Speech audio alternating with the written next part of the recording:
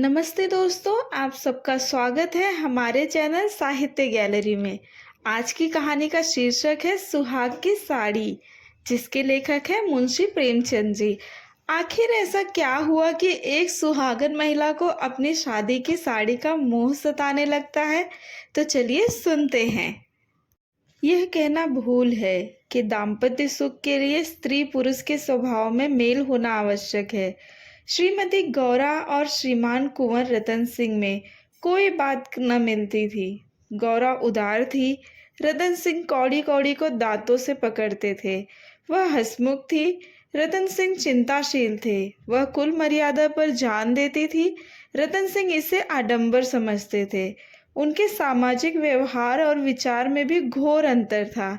यहाँ उदारता की बाजी रतन सिंह के हाथ थी, गौरव को सहभोज से आपत्ति थी, विधवा विवाह से घृणा और अछूतों के प्रश्न से विरोध।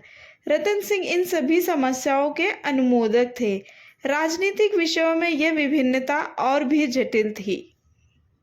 गौरा वर्तमान स्थिति को अटल, अमर, अपरिहार्य समझती थी। इसलिए वह नरम गरम कांग्रेस, स्वराज, होम रूल सभी से विरत थी। कहती ये मुट्ठी भर पढ़े लिखे आदमी क्या बना लेंगे, चने कहीं भाड़ फोड़ सकते हैं। रतन सिंह पक्के आशावादी थे, राजनीतिक सभा की पहली पंक्तियों में बैठने वाले, कर्म क्षेत्र में सबसे पहले कदम उठाने वाले, स्वदेश व्रतधारी और बहिष्कार के पूरे अनुयायी। इतनी विषमताओं पर भी उनका दाम्पत्य जीवन सुखमय था। कभी कभी उनमें मतभेद अवश्य हो जाता था, पर वे समीर के वे झोंके थे जो स्थिर जल को हल्की हल्की लहरों से आभूषित कर देते हैं। वे प्रचंड झोंके नहीं जिनसे सागर विप्लव क्षेत्र बन जाता है। थोड़ी सी संदिग्धता सारी विषमताओं और मतभेदों का प्रतिकार कर देती थी। विदेशी कपड़ों की होलियां जलाई जा रही थी। स्वयं सेवकों के जत्थे भिखारियों की भांति द्वारों पर खड़े हो होकर विलायती कपड़ों की भिक्षा मांगते थे, और ऐसा कदाचित ही कोई द्वार होगा जहां उन्हें निराश होना पड़ता हो। खद्दर और गाढ़े के दिन फिर गए थे। नयन सुख मलमल और तंजेब तनबेद हो गए थे। रतन सिंह ने आकर गौरा से कहा, लाओ अब सब विदेशी कपड़े संदूक से निकाल कर दे दो। गौरा, अरे तो इसी घड़ी कोई साइत निकली है, फिर कभी दे देना। रतन, वाह, लोग द्वार पर खड़े कोलाहल मचा रहे हैं और तुम कहती हो फिर कभी दे देना। गौरा, तो ये लो कुंजी निकाल कर दे दो, मगर ये सब है लड़कों का खेल। घर फूकने से स्वराज न मिला है न मिलेगा। रतन, मैंने कल ही तो इस विषय पर तुमसे घंटों सिरपच्ची की थी और उस समय तुम मुझसे सहमत हो गई थी। आज तुम फिर वही शंकाएं करने लगी। गौरा, मैं तुम्हारे अप्रसन्न हो जाने के डर से चुप हो गई थी। रतन, अच्छा, शंकाएं फिर कर लेना, इस समय जो करना है वह करो। गौरा, लेकिन मेरे कपड़े तो ना लोगे ना। रतन, सब देने पड़ेंगे, विलायत का एक सूत भी घर में रखना मेरे प्रण को भंग कर देगा। इतने में राम टहल साइज से बाहर से पुकारा, सरकार लोग जल्दी मचा रहे हैं, कहते हैं अभी कई मोहल्लों का चक्कर लगाना है, कोई गाढ़े का टुकड़ा हो तो मुझे भी मिल जाए। मैंने भी अपने कपड़े दे दिए। केसर महरी कपड़ों की एक गट्ठर लिए बाहर जाती हुई दिखाई दी। रतन सिंह ने पूछा, क्या तुम भी अपने कपड़े देने जाती हो? केसर ने लजाते हुए कहा, हाँ सरकार, जब देश छोड़ रहा है तो मैं कैसे पहनूं। रतन सिंह ने गौरा की ओर आदेशपूर्ण नेत्रों से देखा। अब वह विलंब न कर सकी, लज्जा से सिर झुकाए संदूक खोलकर कपड़े निकालने लगी। एक संदूक खाली हो गया तो उसने दूसरा संदूक खोला। सबसे ऊपर एक सुंदर रेशमी सूट रखा हुआ था, जो कुंवर साहब ने किसी अंग्रेजी कारखाने में सिलाया था। गौरा ने पूछा, क्या सूट भी निकाल दूं? रतन, हाँ हाँ, इसे किस दिन के लिए रखोगी? गौरा, यदि मैं जानती कि इतनी जल्दी हवा बदलेगी तो कभी यह सूट न बनवाने देती। सारे रुपए खून हो गए। रतन सिंह ने कुछ उत्तर न दिया।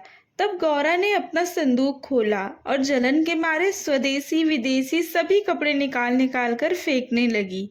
वह आवेश प्रवाह में आ गई। उनमें कितनी ही बहुमूल्य फैंसी जैकेट और साड़ियाँ थीं, जिन्हें किसी समय पहनकर वह फूली न समाती थी। बाज-बाज साड़ियों के लिए तो उसे रतन सिंह से बार-बार तकाज़े करने पड़े थे, पर इस समय सबकी सब आँखों में खटक रही थी। रतन सिंह उसके भावों को ताड़ रहे थे। स्वदेशी कपड़ों का निकाला जाना उन्हें अखर रहा था, पर इस समय चुप रहने में कुशल समझते थे। तिस पर भी दो एक बार वाद विवाद की नौबत आ ही गई। एक बनारसी साड़ी के लिए तो वह झगड़ बैठे, उसे गौरा के हाथों से छीन लेना चाहा, पर गौरा ने एक न मानी, निकाल ही फेंका। सहसा संदूक में से एक केसरिया रंग की तंजेब की साड़ी निकल आई, जिस पर पक्के आंचल और पल्ले टके हुए थे। गौरा ने उसे जल्दी से लेकर अपनी गोद में छिपा लिया। रतन सिंह ने पूछा, कैसी साड़ी है? गौरा, कुछ नहीं, तंजेब की साड़ी है, आंचल पक्का है। रतन, तंजेब की है तब तो जरूर ही विलायती होगी, उसे अलग क्यों रख लिया? क्या वह बनारसी साड़ियों से अच्छी है? गौरा, अच्छी तो नहीं है, पर मैं इसे न दूंगी। रतन, वाह, विलायती चीज को मैं न रखने दूंगा, लाओ इधर। गौरा, नहीं, मेरी खातिर से इसे रहने दो। रतन, तुमने मेरी खातिर से एक भी चीज ना रखी, मैं क्यों तुम्हारी खातिर रखूं? गौरा, पैरों पड़ती हूँ, जिद ना करो। रतन, स्वदेशी साड़ियों में से जो चाहो रख लो, लेकिन इस विलायती चीज को मैं न रखने दूंगा। इसी कपड़े की बदौलत हम गुलाम बने, यह गुलामी का दाग मैं अब नहीं रख सकता, लाओ इधर। गौरा, मैं इसे न दूंगी, एक बार नहीं 1000 बार कहती हूँ कि न दूंगी। रतन, मैं इसे लेकर छोड़ूंगा, इस गुलामी के पटके को, इस दासत्व के बंधन को किसी तरह न रखूंगा। गौरा, नाहक जिद करते हो। रतन, आखिर तुमको इससे क्यों इतना प्रेम है? गौरा, तुम तो बाल की खाल निकालने लगते हो, इतने कपड़े थोड़े हैं, एक साड़ी रख ली तो क्या हुआ? रतन, तुमने अभी तक इन होलियों का आशय ही नहीं समझा। गौरा, खूब समझती हूँ, सब ढोंगे, 4 दिन में जोश ठंडा पड़ जाएगा।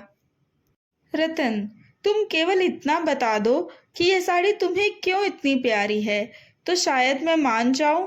गौरा, यह मेरी सुहाग की साड़ी है। रतन, जरा देर सोच कर, तब तो मैं इसे कभी ना रखूंगा। मैं विदेशी वस्त्र को यह शुभ स्थान नहीं दे सकता। इस पवित्र संस्कार का यह अपवित्र स्मृति चिन्ह घर में नहीं रख सकता।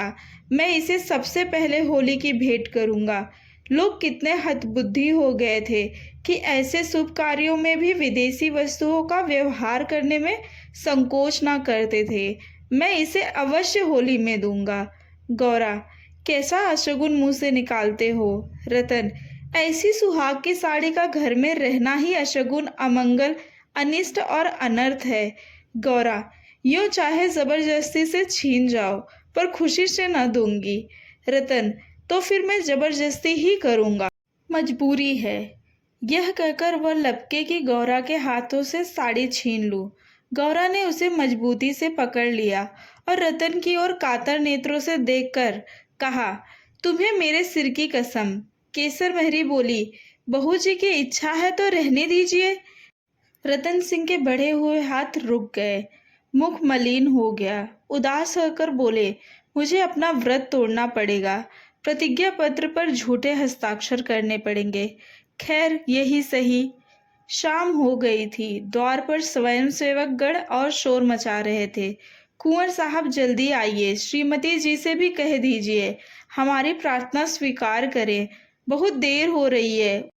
उधर रतन सिंह असमंजस में पड़े हुए थे कि प्रतिज्ञा पत्र पर कैसे हस्ताक्षर करो। विदेशी वस्त्र घर में रखकर स्वदेशी व्रत का पालन क्यों कर होगा। आगे कदम बढ़ा चुका हूँ, पीछे नहीं हट सकता, लेकिन प्रतिज्ञा का अक्षरशः पालन करना अभीष्ट भी तो नहीं, केवल उसके आशय पर लक्ष्य रहना चाहिए।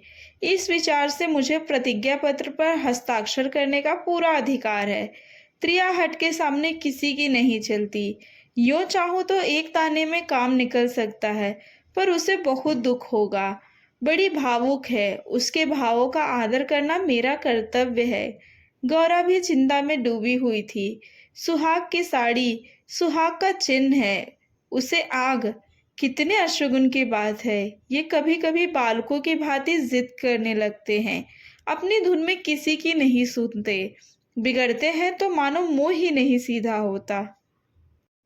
लेकिन वे बेचारे भी तो अपने सिद्धांतों से मजबूर हैं। झूठ से उन्हें घृणा है, प्रतिज्ञा पत्र पर भी झूठी स्वीकृति लिखनी पड़ेगी। उनकी आत्मा को बड़ा दुख होगा, घोर धर्म संकट में पड़े होंगे। यह भी तो नहीं हो सकता कि सारे शहर में स्वदेशानुरागियों के सिरमौर बनकर उस प्रतिज्ञा पत्र पर हस्ताक्षर करने से आनाकानी करे। कहीं मुंह दिखाने को जगह न रहेगी, लोग समझेंगे बना हुआ है। पर शगुन की चीज कैसे दूं? इतने में उसने राम टहल साइस को सिर पर कपड़ों का गट्ठर लिए बाहर जाते देखा। केसर मेहरी भी एक गट्ठर सिर पर रखे हुए थी। पीछे पीछे रतन सिंह हाथ में प्रतिज्ञा पत्र लिए जा रहे थे। उनके चेहरे पर ग्लानि की झलक थी, जैसे कोई सच्चा आदमी झूठी गवाही देने जा रहा हो। गौरा को देखकर उन्होंने आंखें फेर ली और चाहा कि उसकी निगाह बचाकर निकल जाऊं। गौरा को ऐसा जान पड़ा कि उनकी आंखें डबडबाई हुई हैं। वह राह रोककर बोली, जरा सुनते जाओ। रतन, जाने दो, दिक ना करो, लोग बाहर खड़े हैं। उन्होंने चाहा कि पत्र को छिपा लो, पर गौरा ने उसे उनके हाथ से छीन लिया। उसे गौर से पढ़ा और एक क्षण चिंता मग्न रहने के बाद बोली, वह साड़ी भी लेते जाओ। रतन, रहने दो, अब तो मैंने झूठ लिख ही दिया। गौरा, मैं क्या जानती थी कि तुम ऐसी कड़ी प्रतिज्ञा कर रहे हो। रतन, यह तो मैं तुमसे पहले कह चुका था। गौरा, मेरी भूल थी, क्षमा कर दो और इसे लेते जाओ। रतन भावुक हो गए और कहा, जब तुम उसे देना अशकुन समझती हो तो रहने दो। तुम्हारी खातिर थोड़ा सा झूठ बोलने में मुझे कोई आपत्ति नहीं है। गौरा, नहीं, लेते जाओ। अमंगल के भय से तुम्हारी आत्मा का हनन नहीं करना चाहती। यह कहकर उसने अपनी सुहाग की साड़ी उठाकर पति के हाथों में रख दी। रतन ने देखा, गौरा के चेहरे पर एक रंग आता है, एक रंग जाता है, जैसे कोई रोगी अंतरस्थ विषम वेदना को दबाने की चेष्टा कर रहा हो। उन्हें अपनी अहृदयता पर लज्जा आई। हाँ, केवल अपने सिद्धांत की रक्षा के लिए, अपनी आत्मा के सम्मान के लिए मैं इस देवी के भावों का वध कर रहा हूँ। यह अत्याचार है। साड़ी गौरा को देकर बोले, तुम इसे रख लो, मैं प्रतिज्ञा पत्र को फाड़े डालता हूँ। गौरा ने दृढ़ता से कहा, तुम न ले जाओगे तो मैं खुद जाकर दे आऊंगी। रतन सिंह विवश हो गए, साड़ी ली और बाहर चले आए। उसी दिन से गौरा के हृदय पर एक बोझ सा रहने लगा। वह दिल बहलाने के लिए नाना उपाय करती, जलसों में भाग लेती, सैर करने जाती, मनोरंजक पुस्तकें पढ़ती, यहाँ तक कि कई बार नियम के विरुद्ध थिएटरों में भी गई। किसी प्रकार अमंगल कल्पना को शांत करना चाहती थी, पर यह आशंका एक मेघ मंडल की भांति उसके हृदय पर छाई रहती थी। जब एक पूरा महीना गुजर गया और उसकी मानसिक वेदना दिनों दिन बढ़ती ही गई, तो कुंवर साहब ने उसे कुछ दिनों के लिए अपने इलाके पर ले जाने का निश्चय किया। उसका मन उन्हें उनके आदर्श प्रेम का नित्य तिरस्कार किया करता था। वह अक्सर देहातों में प्रचार का काम करने जाया करते थे, पर अब अपने गांवों से बाहर न जाते, या जाते तो संध्या तक जरूर लौट आते। उनकी एक दिन की देर उनका साधारण सिरदर्द और जुकाम उसे अव्यवस्थित कर देते थे। वह बहुधा बुरे स्वप्न देखा करती। किसी अनिष्ट के काल्पनिक अस्तित्व की छाया उसे अपने चारों ओर मंडराती हुई प्रतीत होती थी। वह तो देहांत में पड़ी हुई आशंकाओं की कठपुतली बनी हुई थी। इधर उसकी सुहाग की साड़ी स्वदेश प्रेम की वेदी पर भस्म होकर भभूति बनी हुई थी। दूसरे महीने के अंत में रतन सिंह उसे लेकर लौट आए। गौरा को वापस आए 3-4 दिन हो चुके थे, पर असबाब को संभालने और नियत स्थान पर रखने में वह इतनी व्यस्त रही कि घर से बाहर न निकल सकी थी। कारण यह था कि केसर मेहरी उसके जाने के दूसरे ही दिन छोड़कर चली गई थी और अभी उतनी चतुर दूसरी मेहरी मिली न थी। कुंवर साहब का साइस राम टहल भी छोड़ गया था। बेचारे कोचवान को साइस का भी काम करना पड़ता था। संध्या का समय था। गौरा बरामदे में बैठी आकाश की ओर एकटक होकर ताक रही थी। चिंताग्रस्त प्राणियों का एकमात्र यही अवलंब है। सहसा रतन सिंह ने आकर कहा, चलो आज तुम्हें स्वदेशी बाजार की सैर करा लावें। यह मेरा ही प्रस्ताव था, पर 4 दिन यहाँ आए हो गए, उधर जाने का अवकाश ही न मिला। गौरा, मेरा तो जाने को जी नहीं चाहता, यही बैठकर कुछ बातें करो। रतन, नहीं, चलो देख आवे, 1 घंटे में लौट आवेंगे। अंत में गौरा राजी हो गई। इधर महीनों से बाहर न निकली थी। आज उसे चारों तरफ एक विचित्र शोभा दिखाई दी। बाजार कभी इतनी रौनक पर न था। वह स्वदेशी बाजार में पहुंची तो जुलाहों और कोरियों को अपनी अपनी दुकानें सजाए बैठे देखा। सहसा एक वृद्ध कोरी ने आकर रतन सिंह को सलाम किया। रतन सिंह चौंक कर बोले, राम टहल, तुम अब कहाँ हो? राम टहल का चेहरा श्रीपन था। उसके अंग अंग से आत्मसम्मान की आभा झलक रही थी। आंखों में गौरव ज्योति थी। रतन सिंह को कभी अनुमान न हुआ था कि अस्तबल साफ करने वाला बुढ़ा राम टहल इतना सौम्य, इतना भद्र पुरुष है। वह बोला, सरकार, अब तो अपना कारोबार करता हूँ। जब से आपकी गुलामी छोड़ी तब से अपने काम में लग गया। आप लोगों की निगाह हम गरीबों पर हो गई, हमारा भी गुजर हो रहा है। नहीं तो आप जानते ही हैं कि किस हालत में पड़ा हुआ था। जात का कोरी हूँ, पर पापी पेट के लिए चमार बन गया था। रतन, तो भाई अब मुंह मीठा कराओ। यह बाजार लगाने की मेरी ही सलाह थी। बिक्री तो अच्छी होती है। राम टहल, हाँ सरकार, आजकल खूब बिक्री हो रही है। माल हाथों हाथ उड़ जाता है। यहाँ बैठते हुए 1 महीना हो गया है, पर आपकी कृपा से लोगों के 4 पैसे थे, वे बेबाक हो गए। भगवान की दया से रूखा सूखा भोजन भी दोनों समय मिल जाता है, और क्या चाहिए। मालकिन की सुहाग की साड़ी का होली में आना कहिए और बाजार का चमकना कहिए। लोगों ने कहा, जब इतने बड़े आदमी होकर ऐसे शकुन की चीज की परवाह नहीं करते तो फिर हम विदेशी कपड़े क्यों रखें। जिस दिन होली जली है उसके 2-3 दिन पहले ही सरकार इलाके पर चले गए थे। उसके पहले भी सरकार कई दिनों तक घर से बहुत कम निकलते थे। मैं तो यही कहूँगा कि यह सारी माया उसी सुहाग की साड़ी की है।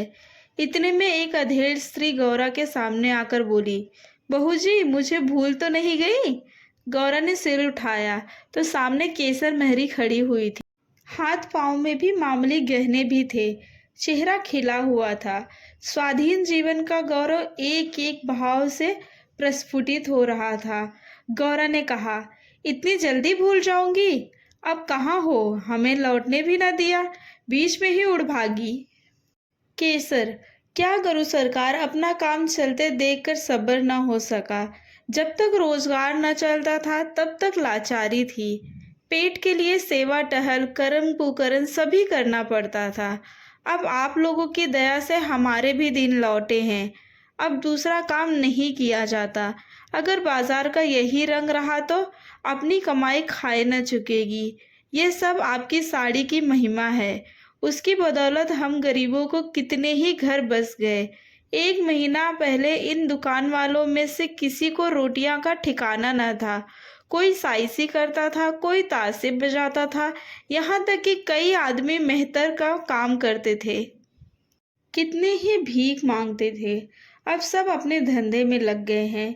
सच पूछो तो तुम्हारी सुहाग की साड़ी ने हमें सुहागिन बना दिया, नहीं तो हम सुहागिन होते हुए भी विधवाएं थी। सच कहती हूँ, सैकड़ों जवानों से नित्य यही दुआ निकलती है कि आपका सुहाग अमर हो, जिसने हमारी रान जात को सुहाग बना दिया। रतन सिंह एक दुकान पर बैठकर कुछ कपड़े देखने लगे। गौरा का भावुक हृदय आनंद से पुलकित हो रहा था।